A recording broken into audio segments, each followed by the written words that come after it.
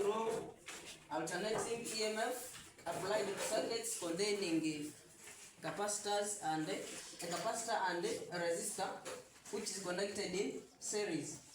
So we are having only two devices, a resistor and a capacitor connected in series, and there is an EMF which is being applied in the circuit.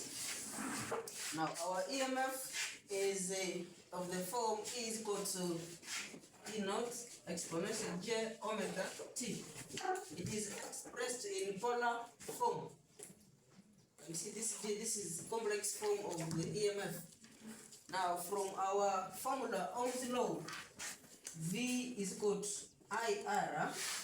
So we see that we are going to calculate the total resistance in the whole circuit, and that will be the resistance across the resistor and then the resistance across the capacitor.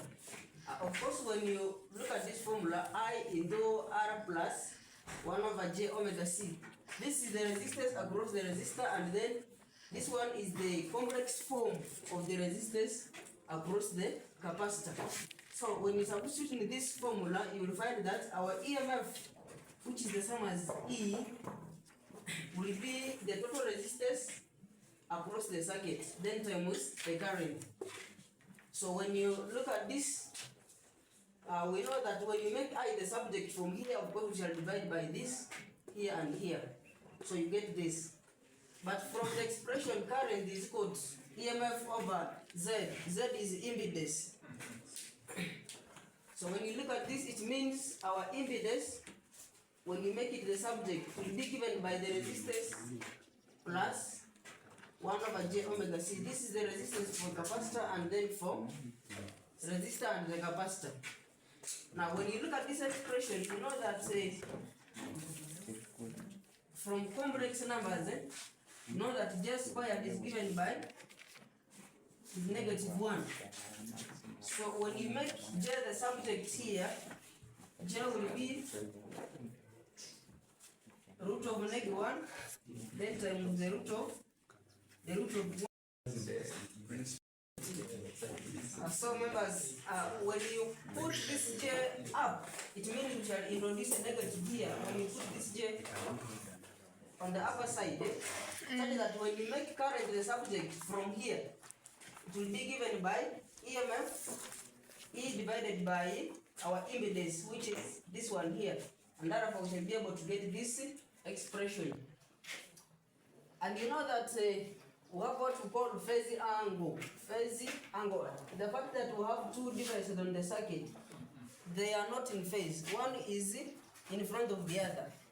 And now, when you calculate, in other words, when you express this complex form into the polar form, you need to calculate what we call the phase angle.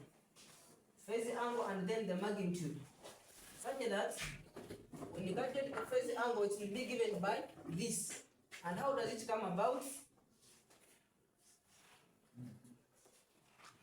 We have what we call the real part and the imaginary part. This is the real and this is imaginary. So the real part is containing R, which is the resistance. R is on this side. And then the imaginary part, we have -1 over omega c on the vertical axis. But it is negative, so it means it is coming here. -1 over omega c. So you will find that your phase angle is in the fourth quadrant, somewhere here. So now, when you calculate it, of course, it will come from a tan, because you have the opposite and the hypotenuse. Sorry, opposite and the adjacent. So you know that tan theta, our opposite is what? Opposite is -1 over omega c. Is it? Yeah. Then our adjacent is what? It is R.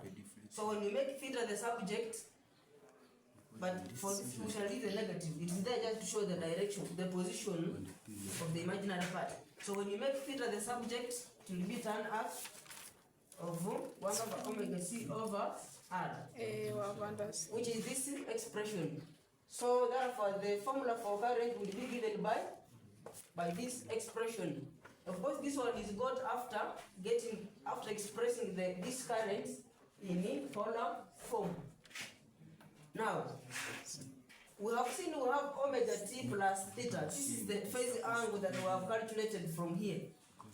Now, when you plot a graph of EMF against it, there is EMF and current.